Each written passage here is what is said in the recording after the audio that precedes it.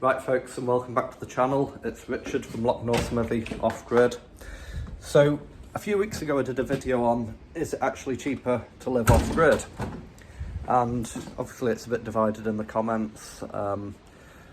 You know, it all depends on what you use, how you live off grid, you know, and how you deal with like getting your electric and everything. But a question people keep asking is, how much did like our land cost? How much did it cost us to go off grid?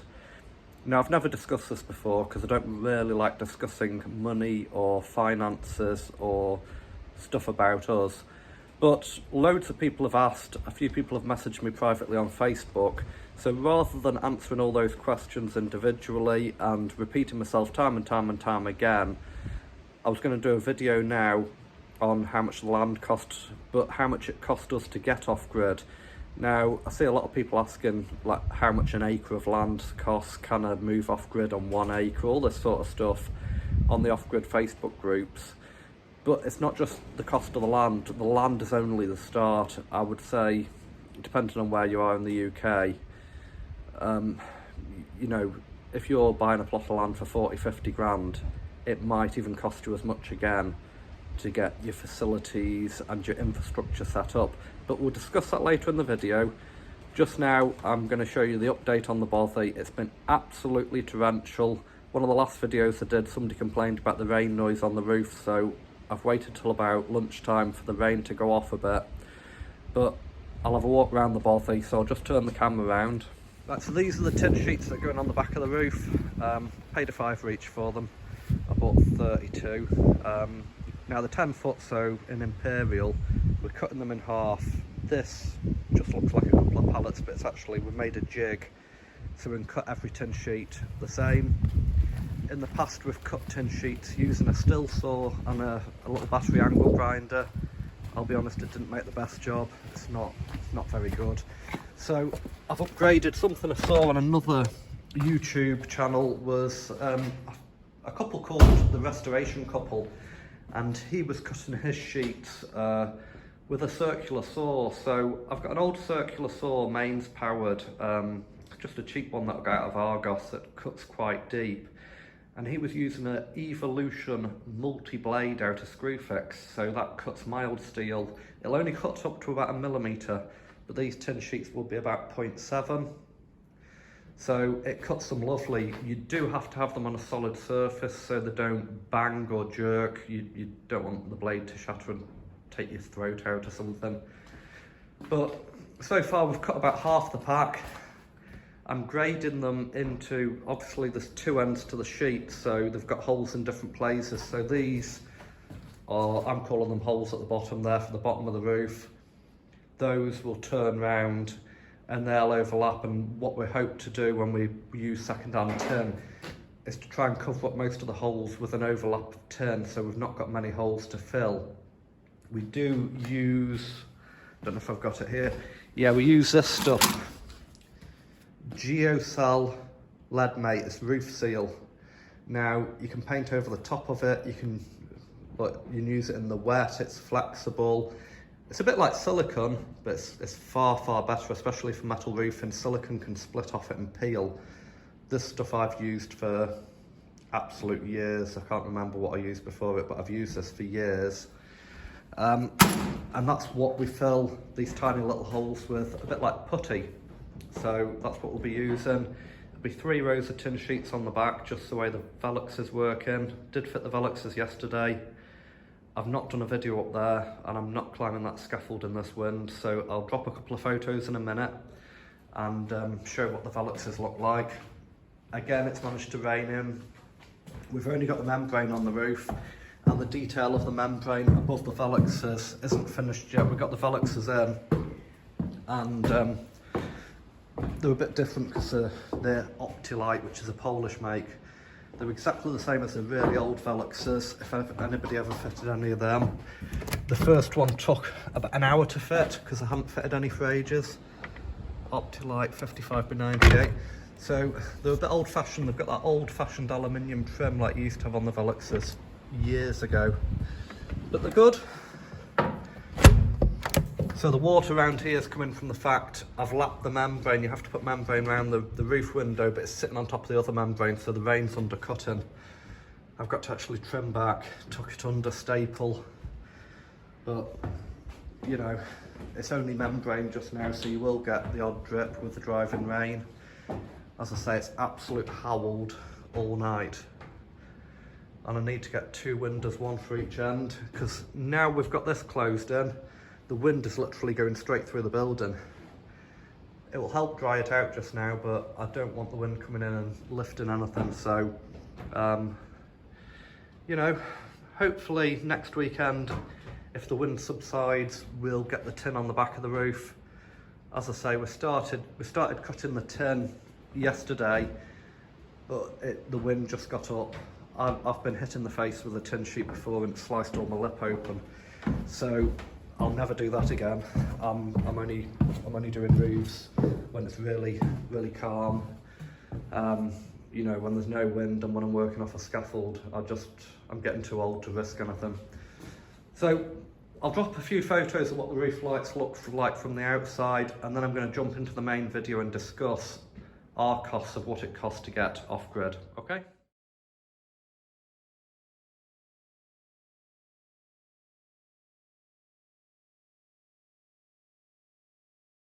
Right folks, so I'm back in the dry and hopefully the wind and the rain isn't too noisy. It is raining just now, but it's calmed down significantly from what it was.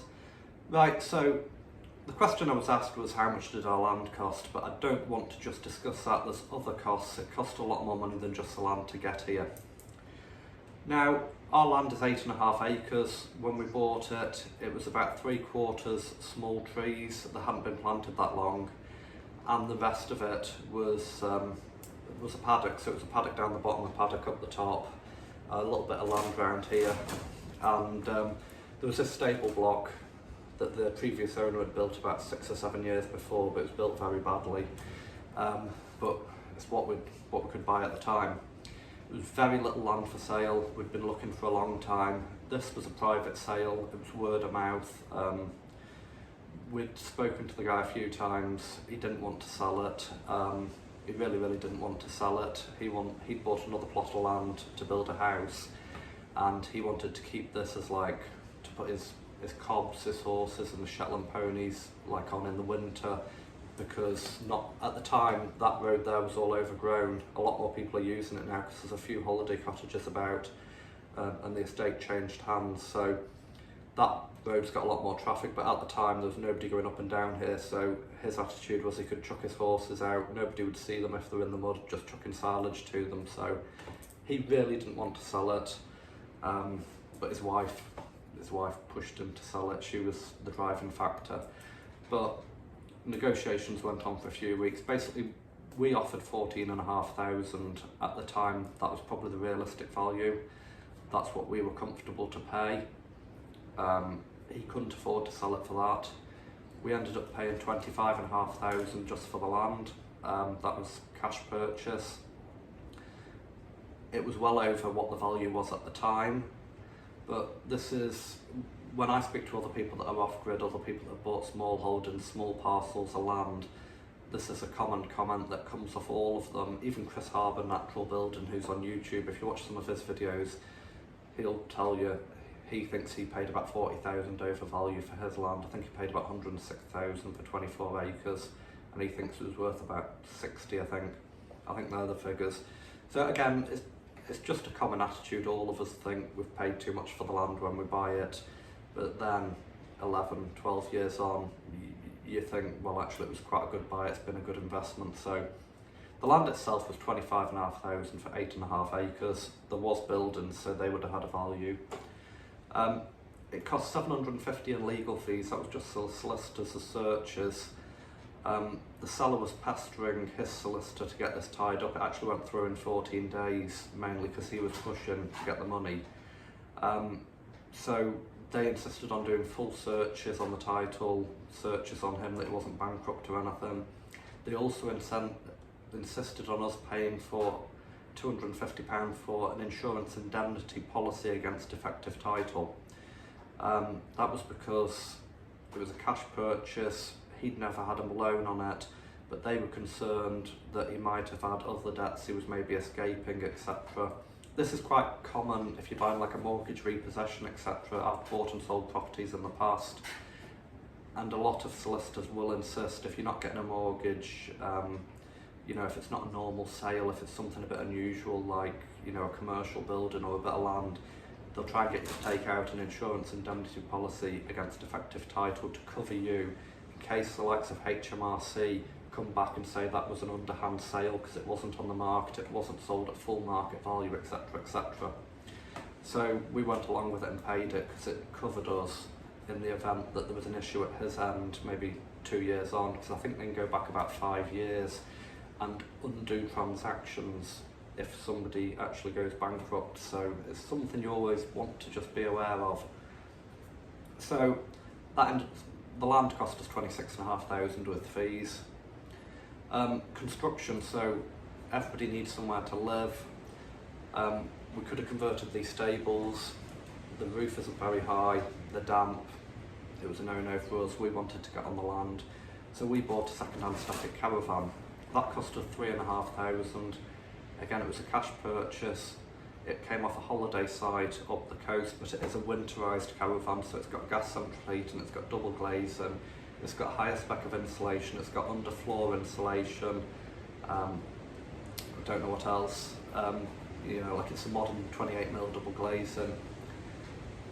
We bought that in 2011 and it was about 11 or 12 years old at the time. It was very cheap. Caravans were cheaper back then.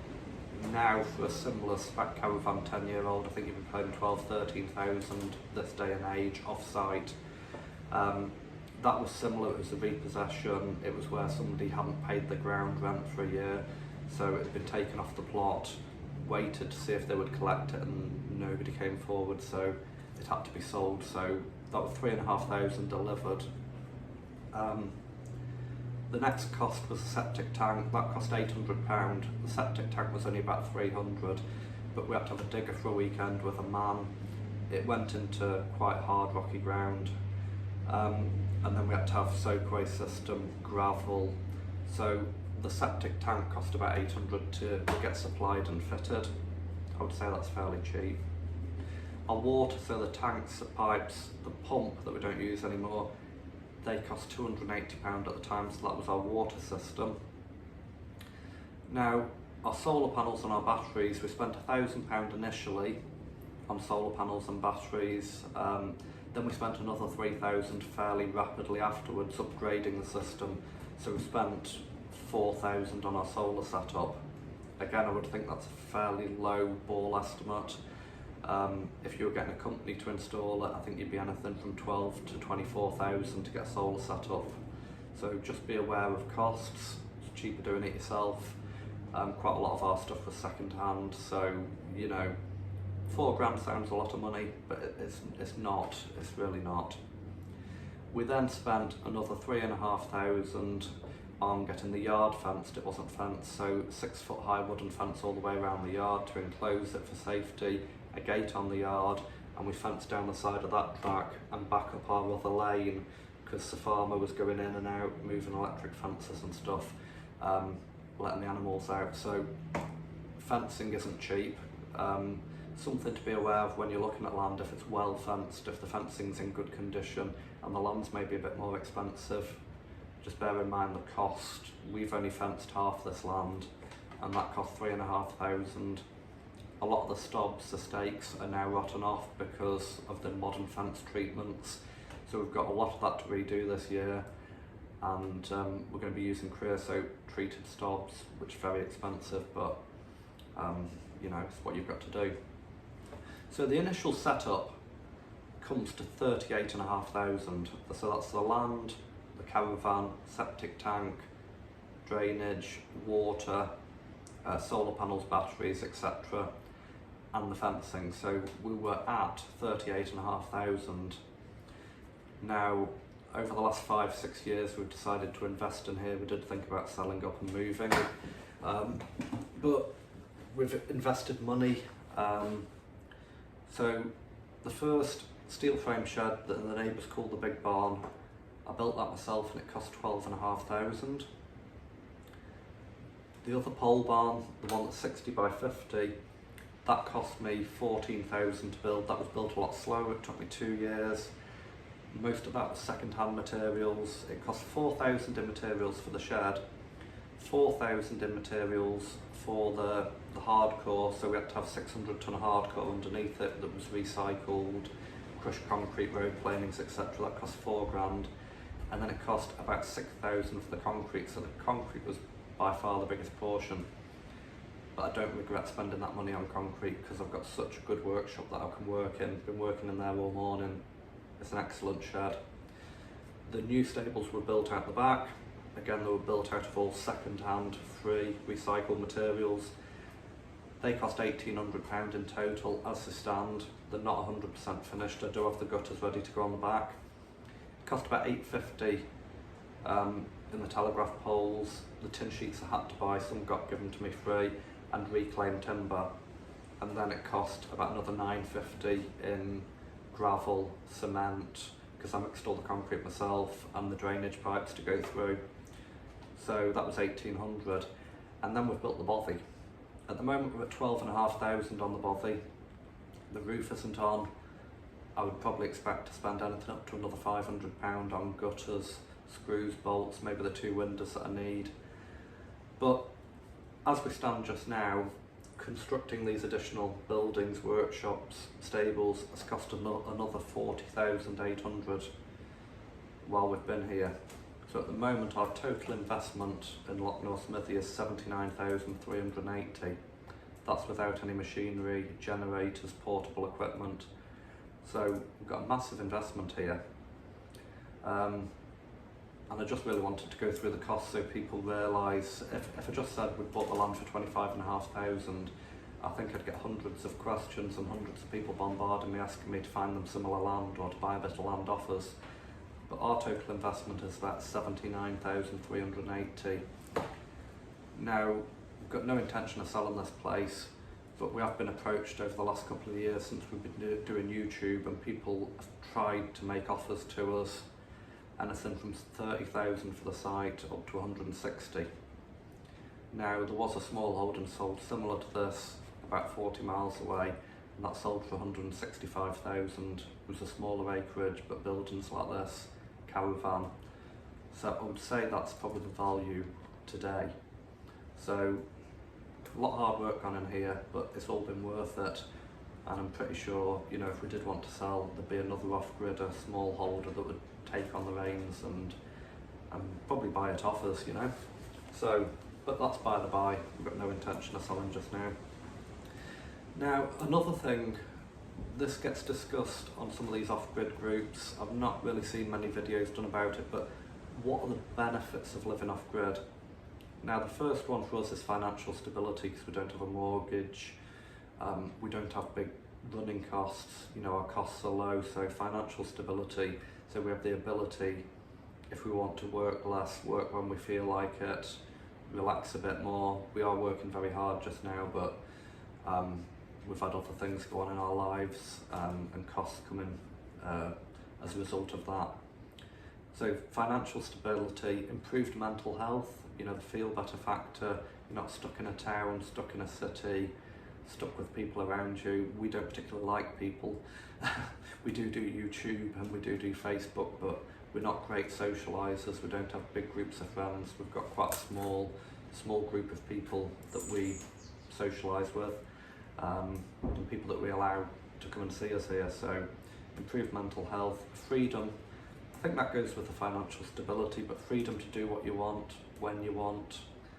You know, at the end of the day, I'm not in a town. I don't have to worry about walking out the door there in my underpants, you know.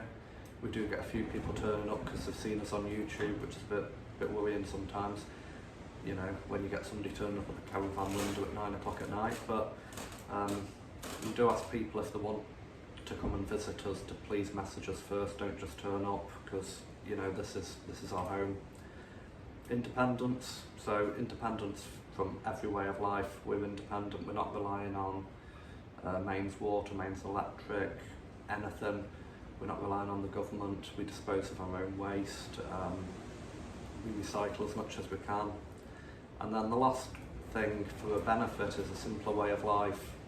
Our life is very simple, and as we start to grow our own fruit, veg, all this sort of stuff that I discussed in the last video, we will be leading a simpler way of life, less reliant on the outside world. Now, the next section, struggles. People do ask about the problems of being off-grid, so struggles.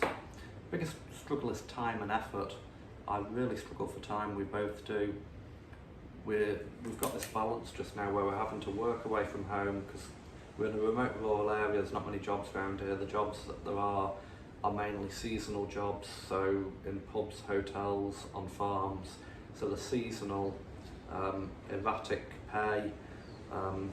Heather, until a few years ago, was working in a local pub, and they would argue differently, but she was actually earning less than minimum wage, and her costs of getting to work and back, running a vehicle, were massive. You know, she was doing about 35 hours a week, and after putting fuel in the motor, she was earning about £80. So some of the jobs around here, people do take advantage of you because there's quite a lot of people looking for work, and they can do that. So time and effort, we struggle for time because we're not here all the time. You know, we struggle for effort sometimes because we get home and we're absolutely shattered. You know, we want to do what everybody else wants to do and watch a bit of telly, relax, you know, make tea, have a couple of pints of beer on a Saturday night. So we do struggle for time and effort to get all these jobs done, to move everything forward. Other struggle, initial capital costs. We did have some money when we bought this place. We had to borrow more money. We had to put some stuff on credit cards. If we were starting from a point where we didn't have credit cards or we didn't have the ability to borrow money, it would have been very, very difficult. You can do vendor finance. I've done a video about that, how to finance and structure deals, so I'm not going to ramble on about that just now. But because it's difficult to mortgage these sorts of places or get a bank loan against them as like a secured loan, yeah, the initial capital costs are a killer to try and set everything up. The next struggle, external resistance. So when you first buy a place and move on, put your caravan on, the neighbours, they call you jippos. That's a very common term. We've still got somebody that's, even though a lot of years have passed, he still hides from us. He nearly went in the ditch the other day in his Land Rover trying to avoid us, because he went around telling everybody that the jippos had moved in. So yeah, external resistance, neighbours, troublemakers, people phoning environmental health, phoning the planners. That's your biggest problem. Even though we're remote, you still have trouble, and it's just silliness. It's nothing to do with the way we live or what we're doing here. What we're doing is completely legal, completely above board, everybody knows about it, but it's just people that don't like change, you know, people that are old-fashioned, set in the ways, they just don't want anybody moving in. Next struggle is the weather. You can probably hear, I don't know how it's coming out on the camera, it is raining just now. We have a very hard winter here. It's a mild winter. We're on the Gulf Stream, we're next to the sea, so it's not cold. We do really well with our solar panels, but we get a lot of rain. We're getting about 60 inches of rain where we are just now. So yeah, you don't get a lot done in the winter. The weather affects everything. You can see in the bothy, it's rained in, so yeah, that's a problem. The next struggle is money for when something goes wrong. It's all well and good spending $38,500 buying your land, getting your solar set up, but the main thing that goes wrong is, like for us, solar breaking, batteries going, a generator seizing up. You end up being a bit of a hoarder. Me, myself, you know, I think I've got 3 diesel generators just now. I can't be sure. I know I've got a couple of petrol ones, one needs a pipe on it.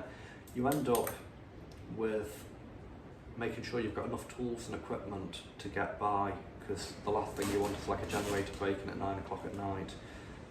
And you need money to fix these, so you need either an income stream so you've got enough money saved up to fix stuff when it goes wrong, like anybody that owns a home, or you need the ability to get that money. So have a credit card with no money borrowed on it ready for that day that something goes wrong. And I guarantee you, the day your diesel generator goes wrong is normally around Christmas, when you can't get one. Coldest day, wettest day, and that's when all this really, you realise how difficult living off grid can be. If you set yourself up and you make sure you've got spare generators, you make sure your batteries are serviced, you make sure you've topped them up with water regularly, you're making sure you are running the generator when you need to keep those batteries charged up so they're not going dead, your struggle's a lot better. But it's not a walk in the park. It's you definitely have to manage all of your situations yourself. So money for when something goes wrong is definitely a struggle, making sure you've got a backup contingency fund, money there. And also in the winter, you need to pre-buy. This winter's going to be probably the hardest winter anybody's seen. So like for us, pre-buying your gas bottles, making sure there's enough there, making sure you've got enough logs chopped. You need to be cutting wood 12 months in advance, or buying it in 12 months in advance. Making sure you've got enough diesel for the generator. Everybody's seen what's happened to fuel over the last 6 months, Road fuel's gone up 25%. Red diesel, wow, I'm on some of the Facebook groups, the farming ones. I think it was £1.26 the other day. So making sure you've got enough diesel bought well in advance, stored where people can't steal it. So that's really all I've got to talk about today. So I've run through what it cost, what the other costs were. I'd be interested to hear from anybody else that's done what we've done and what it costs them to do. I would think our costs are fairly low. I would think if I was to start out again, I'd probably pay nearly double for the land right now, and everything else from the caravan to the fencing would probably cost double. So that's the realistic cost, what it cost us. But if anybody else wants to tell us what it costs them, just drop a comment down below in the comments. If you've got any questions, if you want me to expand on any of this, I do try and answer questions on YouTube, so I'm not repeating myself. So if you've got a question, by all means message me on Facebook, and I'll try my hardest to answer. I can't always answer instantly because sometimes 6 or 7 people message with exactly the same question. But if you ask a question in the comments on the YouTube channel, if I answer that there, then everybody else sees the answer. It sometimes makes it a bit easier for me trying to answer questions for subscribers. So that's really all I've got for today. So I hope you enjoyed it. If you could give the video a thumbs up, drop a comment, like and subscribe. Like a lot of people, the majority of my views just now are coming from people that aren't subscribed to the channel. So if you could subscribe, it really helps us, just helps us grow, and it just means I can answer more and more questions for people, so they know, how to move off grid, what to do, how to buy land. So thank you folks, and we'll see you again.